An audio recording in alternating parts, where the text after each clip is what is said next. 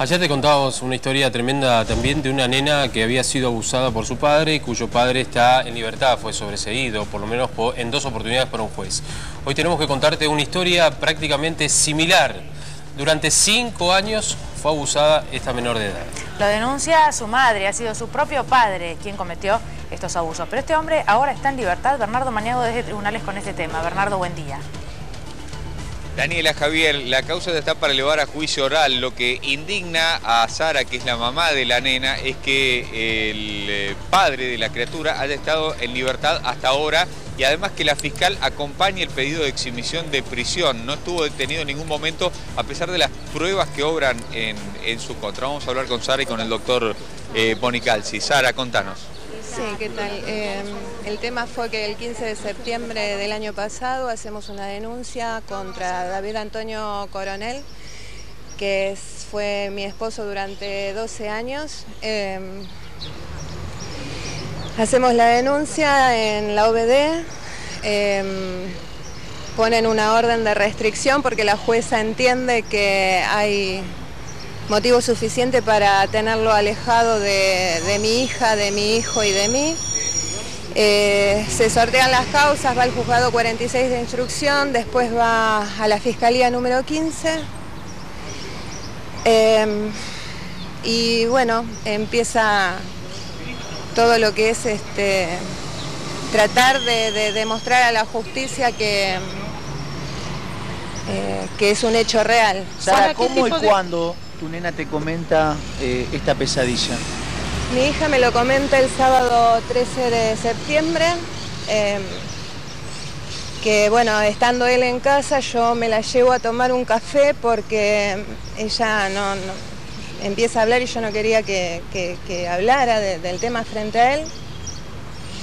La llevo a tomar un café y ella me empieza a contar que desde los 9 años él había empezado a pedirle que le muestre partes de su cuerpo. Hasta los 12 años, cuando ella tuvo su primer episodio de epilepsia, que es cuando nosotros estuvo 5 horas sin saber quién era, quiénes éramos nosotros, y fuimos hasta el hospital italiano, que es donde fue atendida. Bueno, ella me dice, ¿te acordás de ese momento? Bueno, en ese momento fue que David empezó a abusar de mí, o sea, quiso penetrarme por primera vez. ¿Cuántos años guardó silencio la nena? 5 años. 5 años. Durante esos 5 años usted había notado cambios de comportamiento en su hija, ¿cómo era la convivencia?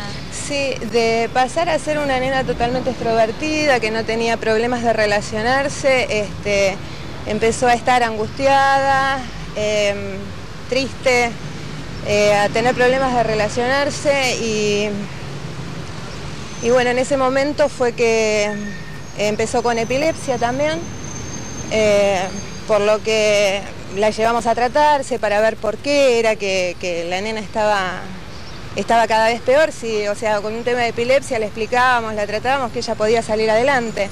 ¿El abusador es miembro de la Metropolitana? Sí, es miembro. ¿Vos sospechabas que algo estaba ocurriendo, que el cuadro podría tener relación con algún tipo de abuso? No. ¿Notabas alguna conducta extraña en tu marido? No, para nada. Si hubiese notado, hubiese accionado. Por ahí tenías alguna intuición, en algún momento se te ocurrió pensar, después lo descartaste, ¿alguna duda? No, la verdad que duda no tenía, al contrario. Sara, denuncian ustedes 5 años de abusos. ¿Hay pericias médicas? Hay pericias psiquiátricas, psicológicas, el cuerpo médico forense avala todo lo que es lo que le pasó a la nena, dice que constata que hubo abuso sexual de las características que la niña describe. ¿A nivel psiquiátrico y también físico? Sí, a nivel psiquiátrico y psicológico. ¿Él la tenía amenazada, tu nena? Él la tenía amenazada. ¿Qué le decía? ¿De qué manera? Él lo que le decía era que cuando, por ejemplo, aparecían los casos de las chicas que eran violadas en televisión, o sea que él le decía, fíjate lo que le pasa a las chicas que son violadas, que no se dejan violar y que después aparecen muertas.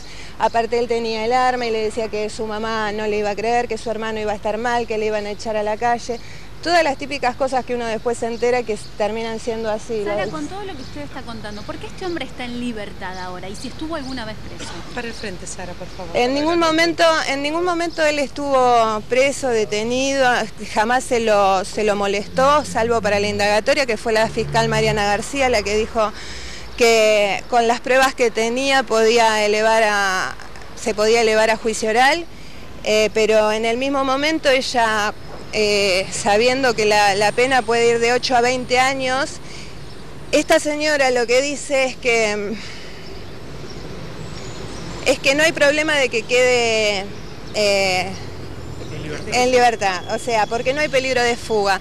Cuando yo lo que le pregunto es si le iban a sacar el arma a él me dice que bueno, que sí, que le sacaban el arma reglamentaria, pero la escopeta propia de él no se la sacan porque el delito no lo cometió con el arma. Doctor, ¿en qué estado está la causa en este momento? En este momento está con los requerimientos de elevación a juicio y bueno, en el día de mañana tenemos una audiencia por una presentación de nulidad que interpuso la defensa. Y bueno, digamos, lo que a nosotros nos preocupa de sobremanera es que esta persona esté esperando en libertad el proceso. Alguien que espera una condena a 20 años de prisión, es difícil que espere el juicio en libertad. Y de presentarse en el juicio y de luego empezar una etapa recursiva, esta persona es muy probable que no termine tampoco detenido mientras se llevan adelante los diferentes recursos. ¿Esta persona se tiene que presentar una vez al mes en la justicia? No se tiene que presentar en ningún momento, no hay ningún tipo de medida cautelar que pesa hoy sobre Coronel. Por lo cual tenemos una causa que está absolutamente acreditada, con informe de cuerpo médico, por algo llegamos a un procesamiento, por algo llegamos a un requerimiento de elevación de la causa a juicio, pero con esta persona confiando que se va a presentar y que va a estar a derecho esperando una condena a 20 años de prisión. ¿Cómo se defiende a la menor? ¿Cómo se defiende a la menor? A ver, nosotros podemos hacer lo imposible por tratar de defenderla. Como querellantes tenemos nuestras limitaciones. Ejemplo, nosotros no podemos apelar esta exhibición a prisión que le han otorgado. ¿Volvió a tomar contacto con la nena en algún momento, Coronel? No volvió a tomar contacto. Pero no tiene ninguna restricción si quisiera hacerlo. Tiene una restricción que le impide hoy por hoy tomar contacto, que fue otorgada en términos civiles. La realidad es que nosotros no podemos, como querellantes, en este momento, apelar esta exhibición. El único que lo podría hacer es la fiscal. Que la fiscal acompañe la exhibición, ¿Cómo lo explica? Porque una cosa es que lo pida la defensa, pero que lo acompañe el fiscal. ¿Entiendo? Es una locura. Es decir, lo único que dice la fiscal es que ella entiende que como se presentó la indagatoria Coronel, no hay un peligro de fuga. Ahora bien, evidentemente, en la medida que va avanzando el proceso, el grado de sospecha es alto, para elevar una causa a juicio es muy alto, y aumenta este peligro de fuga. Es imposible pensar que una persona, un violador, que puede ser condenado a 20 años de prisión, vaya a esperar esta condena en su casa, más sabiendo lo que puede pasar con un violador dentro de un sistema penitenciario. Doctor, ustedes como abogado querellante tienen un caso reciente de ese tipo hace poco. Exacto. Con un remisero que se fugó el día del juicio. Por supuesto, digo, el porcentaje de fugas con penas tan altas es altísimo. Es muy difícil pensar que no existe la presunción de este peligro de fuga cuando estamos frente a penas en expectativas de una magnitud tan importante. Es un abuso sexual con acceso carnal agravado por la convivencia preexistente con la menor. Que pertenezca a una fuerza policial, en este caso la metropolitana, podría ser cualquiera. ¿Tiene que ver con que él esté en libertad, creen usted? Quiero pensar que no. Yo entiendo que no creo que lleguemos, digamos, a ese nivel de perversión y maltrato respecto de la familia por parte de la justicia. Sí, evidentemente que pertenezca a una fuerza policial es un condimento que aprovecharemos en su momento para merituar el quantum de la pena imponer. Más allá de la fuga, de la posible fuga que ustedes denuncian, ¿este hombre tiene hijos propios? Sí, tiene un hijo propio. De hecho, el hijo ha referido también estas situaciones, digamos, un hijo propio de Sara y de Coronel, medio hermano de la víctima, y vivían los cuatro en esa casa.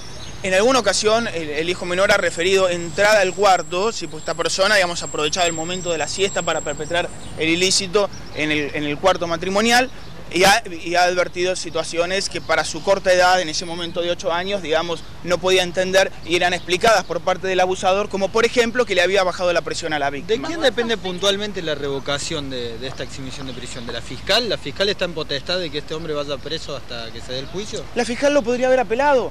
Ahora, si cuando le corre en vista Cuando el juez le corre vista a la fiscal dice, yo opino que esta persona puede esperar el proceso en libertad, digamos, difícilmente podemos llegar a esperar que interponga un recurso de apelación. Con el nuevo código, nosotros, el querellante, podría interponer un recurso frente a la denegación de este tipo de o el otorgamiento de este tipo de medidas cautelares. No lo podíamos hacer en este momento. Sí, el punto... Sí, acá. Sí, ¿hay sospechas, hay otras denuncias? El abusador es abusador. Estando en libertad, digo, no lo podemos asegurar, pero que hay un peligro latente. El peligro acá no solamente es el peligro de fuga, es el peligro y la locura de tener una persona que violó a una menor durante 5 años en libertad. Y además no tener la posibilidad, porque nosotros como víctimas no tenemos la posibilidad de conocer las leyes. Cuando uno empieza en este trayecto, se encuentra con un montón de gente, abogados entre ellos, que dicen que nos van a defender. En este caso yo no tuve la posibilidad ni siquiera de presentar nada porque el doctor Bonicalzi no estaba conmigo en ese momento y lo único que yo obtuve es silencio. Y por parte de la fiscal, en este caso, también el amparo hacia el abusador de mi hija. ¿Se siente desprotegida, Sara? Sí, totalmente desprotegida. O sea, con la única persona que yo puedo contar es con mi abogado y con mi familia. De ahí en más... ¿Te parece que el hecho de que sea policía, digamos, lo protegió de alguna manera? Sí, tiene que ver, sí, por supuesto que tiene que ver, porque yo he visto otros casos donde el abusador fue denunciado y con menos pruebas, no por desmerecer, pero con menos pruebas, no, ha ido detenido, ¿no? Para esperar el proceso. En este caso no puedo salir de mi indignación con la fiscal que es la que acompaña el pedido de exhibición de prisión. O sea, ¿qué le diría a la fiscal? Que tome conciencia de que si una víctima tiene todas las pruebas y todos los elementos que ellos requieren, porque a nosotros nos hacen pasar por 10.500 cosas, a una menor la hacen pasar por 10.500 cosas, y que de repente ni siquiera sean capaces de tomar en cuenta lo que ellos mismos están pidiendo, parece un chiste, porque primero... demostrámelo, te lo demuestro y después, bueno, sí, en papeles, pero no termina pasando nada. ¿Él fue separado de sus funciones? Él está en este momento pasado a disponibilidad, pero sigue siendo parte de la policía. ¿Nos recuerdas el nombre de la fiscal, por favor? Sí, Mariana García es el nombre de la fiscal, la fiscalía es la número 15 y a ella precisamente que por favor, ya que no pudo hacerlo en mi caso, que pueda hacerlo en casos subsiguientes, porque lamentablemente hay muchas víctimas, que es las que estamos conociendo, y que sepan también que yo ayer conocí a una mamá que la hija se suicidó porque después de tener 2 sentencias firmes, no pueden, no lograron meterlo preso porque se fugó, así que bueno, que tengan en cuenta esas cosas también, por favor. Gracias. Bueno, ahí está el testimonio por demás claro, ¿no? Van a pedir ahora la audiencia con la fiscal que los reciba para, bueno, hacer esta presentación y sobre todo para manifestar su inquietud por el hecho de que esta persona, estando acreditadas las pruebas, sigue en libertad. Exactamente. Bueno, Bernardo, ya vamos a volver allí. Pero un dato para destacar, por el caso que contábamos ayer y el de hoy. Está bien que todos los hechos deban probarse, está bien y es lógico además.